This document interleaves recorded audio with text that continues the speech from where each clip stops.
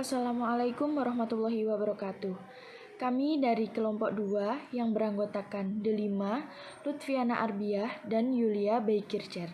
Di sini kami akan membahas mengenai pedagogi sebagai ilmu pengetahuan. Ada beberapa poin pembahasan.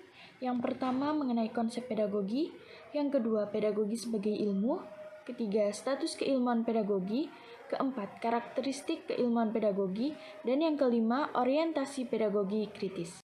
1. Konsep pedagogi. Pedagogi merupakan ilmu yang mempelajari tentang pendidikan anak.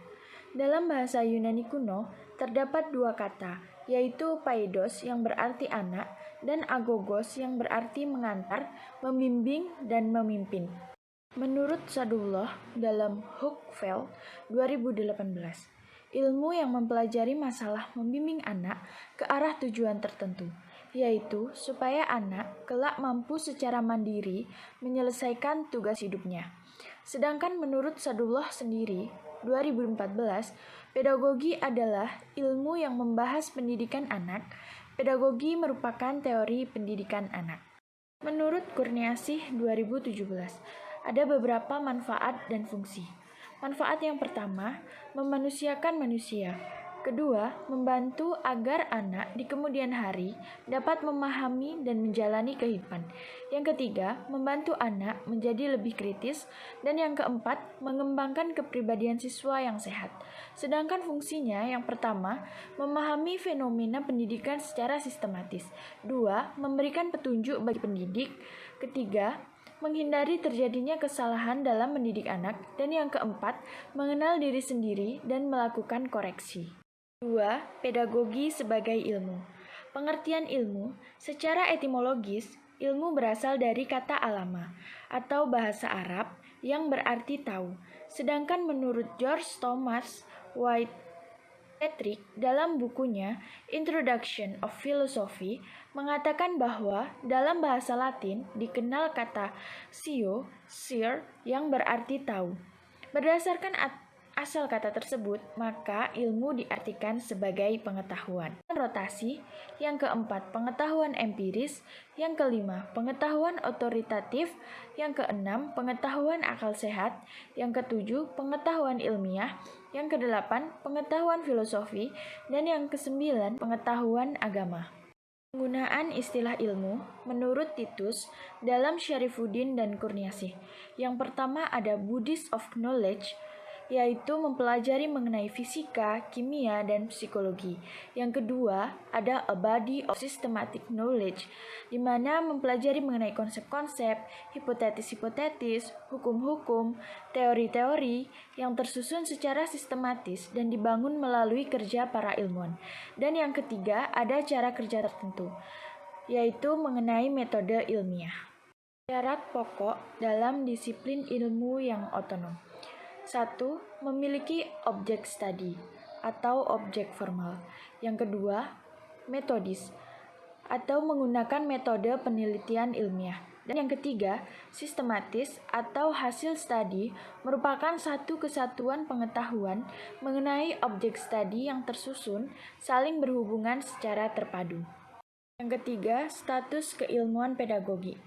Menurut Drikarya dalam Syarifuddin dan Kurniasih 2008, pandangan ilmiah tentang pedagogi merupakan ilmu tersendiri sejajar dengan ilmu tentang humanisme. Macam-macam objek studi. 1. Objek material, yaitu sesuatu yang mempelajari atau dipelajari oleh suatu ilmu dalam wujud materinya. 2. Objek formal, yaitu suatu bentuk yang khas dari objek material yang dipelajari oleh suatu ilmu. Macam-macam metode penelitian ilmiah. 1. Metode penelitian kualitatif. Contohnya fenomenologi, hermeneutika, etnometodologi. 2. Metode penelitian kuantitatif. Contohnya metode eksperimen, metode kuasi eksperimen, dan metode korelasional. Yang keempat, karakteristik keilmuan pedagogi. Ilmu merupakan suatu sistem pengetahuan yang teratur, sedangkan sekelompok pengetahuan yang tidak tersusun secara sistematis dan tidak teratur dalam menjelaskan suatu objek tidak dapat dikatakan sebagai ilmu. Pedagogi yang pertama menyatu padukan temuan hasil studi mengenai objek tertentu, yang kedua menjelaskan dan memberikan petunjuk, yang ketiga memprediksi, yang keempat mengontrol, dan yang kelima mengembangkan. Pedagogi yaitu ilmu empiris, ilmu normatif, ilmu kemanusiaan, dan ilmu praktis.